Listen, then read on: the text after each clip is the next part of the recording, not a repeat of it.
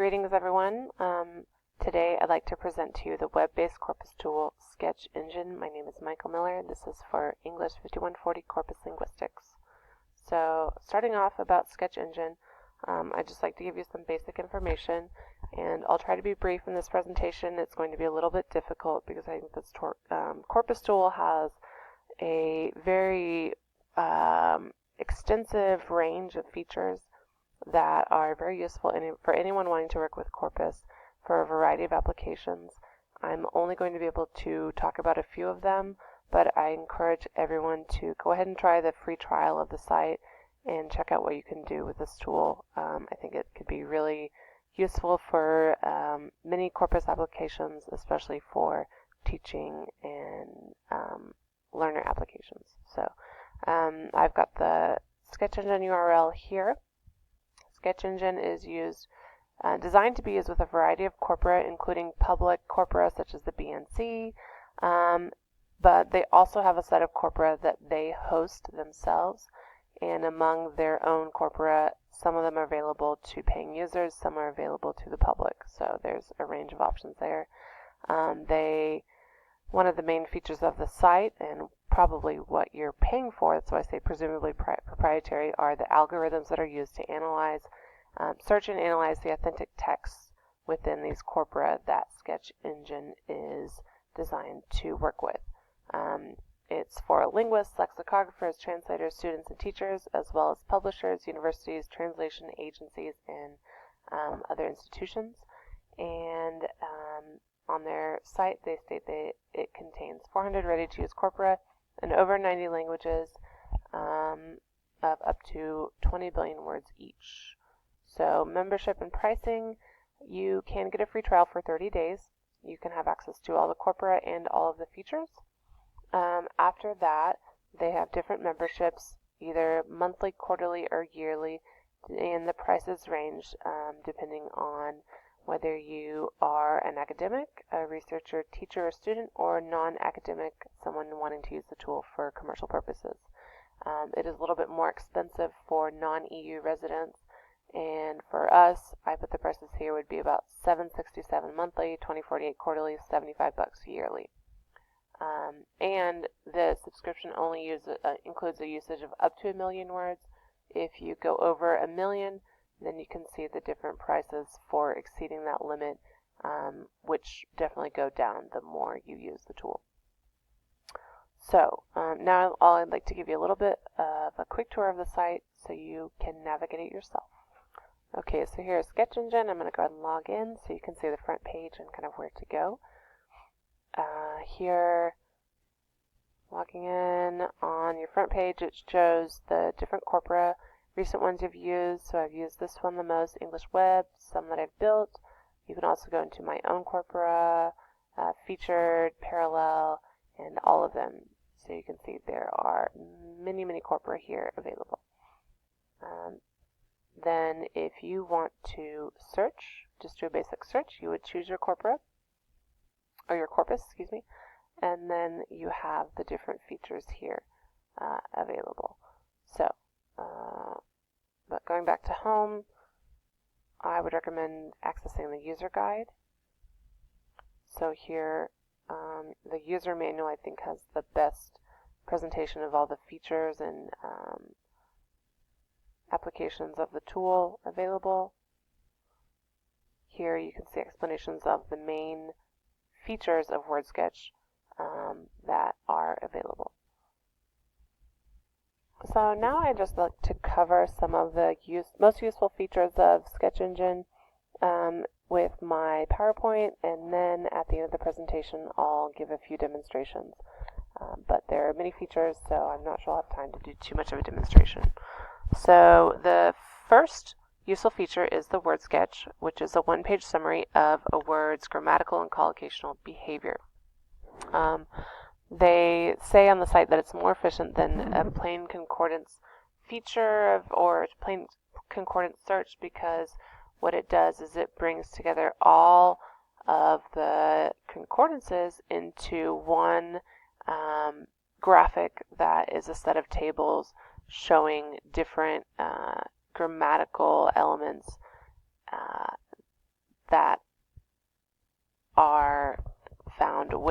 term that you're searching for. So let me show you an example here.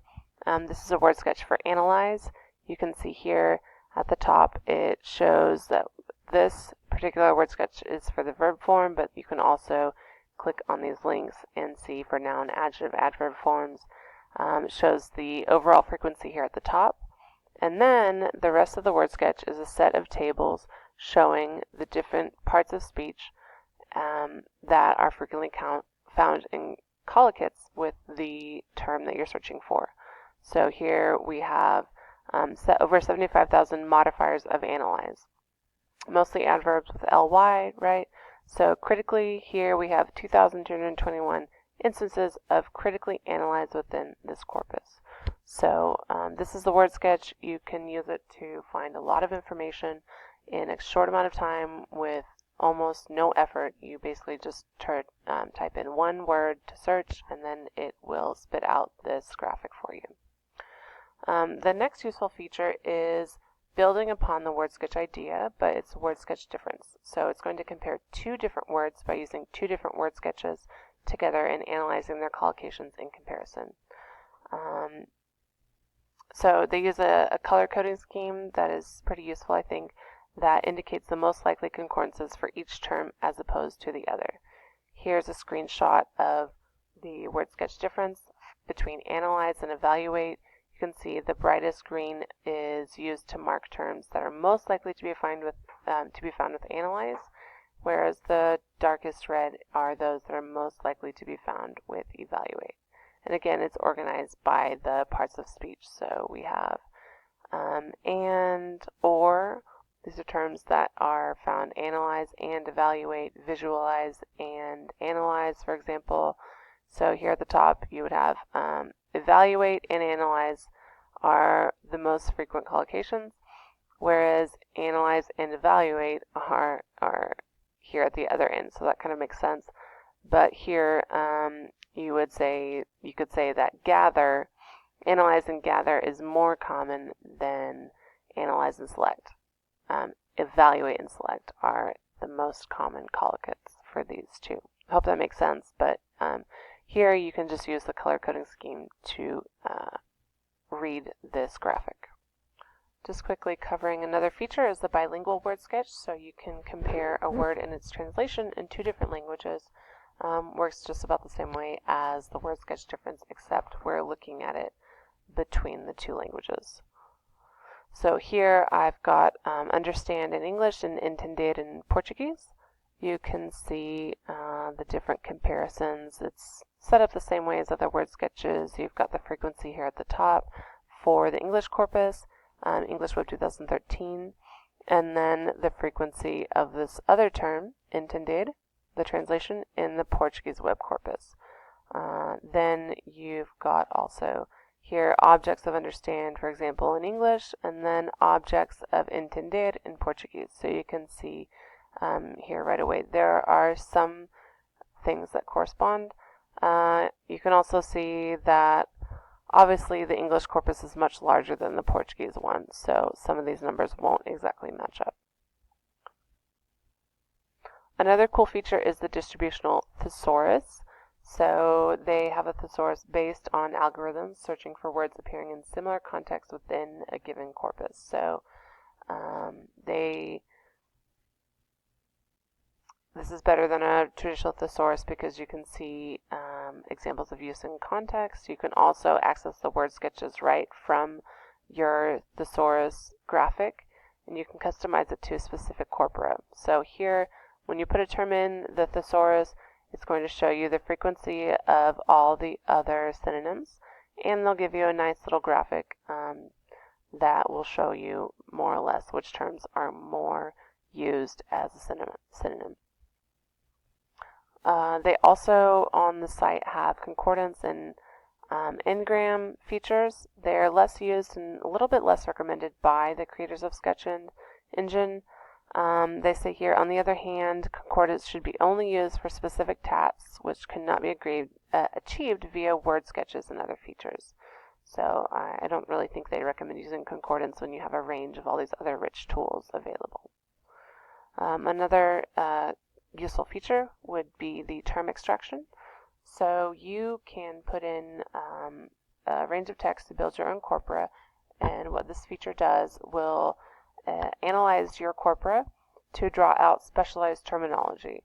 So really useful for translators and interpreters who need to identify important terminology for their work. You can also do it with two different parallel corpora in two different languages.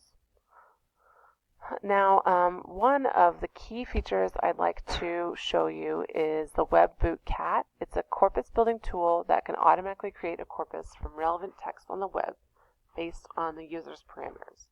So what this does is automatically creates a corpus from either URL or from a range of pages or from different words that you would like it to find, and it just finds all those texts, takes out all the digital noise, takes out spam text, non-text, and what you have left over is a high quality corpus according to them. So, here you can also download a complete website and build a corpus out of that. And the last interesting feature I'd like to refer to is the corpus hosting feature. So if you build a corpus with Sketch Engine and you'd like to maintain that corpus, then they will do that for you, and there are a range of options for that. So they won't charge you if they are allowed to use your corpora as a resource for all of their paying users. However, if you want to have a public corpora, you have to pay a fee, and if you want to have more control over your own corpora, I assume you would have to pay a different fee. So this is another useful feature. So now I'd like to go back to the site and show a few different, walk through a few different examples of these features quickly, just so you can see and get a feel for how the tool works. Okay, so just quickly, I'm going to go through a few of these features and show you how they work. So we're going to get into the English web corpus, and let's try a word sketch. So I'll show you how simple this is. Here's the term that I used earlier.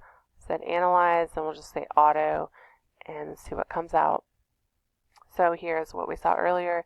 It just shoots out all of these different tables for the different grammatical categories of the collocates found for analyze within this corpus. You have your frequency, overall frequency, and frequency for each collocate here.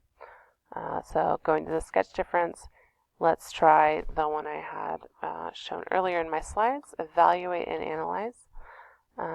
Here you can see you can choose a different subcorpus for each one if you want to compare just those subcorpora. You can also choose different word forms, but we're just going to go with the limits here. So as I mentioned before, here's that gradient color scheme for showing which collocates are more strongly associated with one term or the other. Here is the thesaurus, just real quick. That's what we saw earlier too. You can click on each one of these and it will take you to a sketch difference. So for your original term and for the synonym. The other feature that I wanted to quickly address that I think will be really useful for anyone wanting to build their own corpus from the web in a simple way is WebBootCat. So you go here on the left navigation, click on WebBootCat. You can choose your language that you're using and then choose your input type. So you have different URLs. You can put a whole website. What I did was I just built a simple corpus from Oklahoma tourism sites. So I'll go there and show you what I did. I had 3 different websites, I think travel.ok.gov, travelok.gov, a couple other ones. So here's my resulting corpus. It says 2 files, so OK Tourism and so I'm not sure what's going on here, but I'm going to go and search my corpus. So you can see the process isn't quite done, but let's go and do a word sketch of lemmas within my corpus for the word